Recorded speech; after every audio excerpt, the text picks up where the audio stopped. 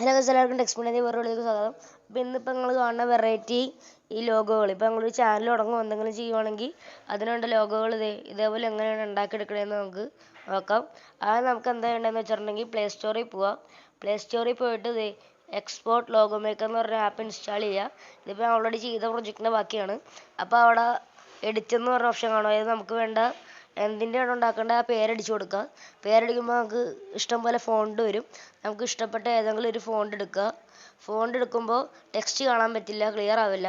അപ്പോൾ നമ്മളുടെ ടെക്സ്റ്റ് എന്ന് പറഞ്ഞ ഓപ്ഷൻ കിടപ്പുണ്ട്. അതിൽ പോയിട്ട് സൈസ് കുറച്ചാൽ മതി.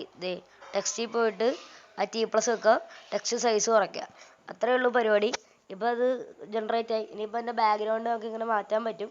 അത് നമുക്ക് ഇഷ്ടപ്പെട്ട രീതിയിൽ എഡിറ്റ് ചെയ്ത് മാറ്റാം. പിന്നെ ബാക്ക്ഗ്രൗണ്ട് എപ്പോഴും ഒരു ലൈറ്റ് കളറായിരിക്കും നല്ലത്. അതാണ് ഞാൻ സജസ്റ്റ് ചെയ്യണം. അപ്പോൾ ഇത്രയുള്ളൊരു വീഡിയോ. കുറേ ഓപ്ഷൻസ് ഉണ്ട് അതിൽ. നിങ്ങൾ ആപ്പിൽ കയറി വെക്കുമ്പോൾ തന്നെ മനസ്സിലാവും. അപ്പോൾ വേറൊരു വീഡിയോ പിന്നെ വരാം. ബൈ.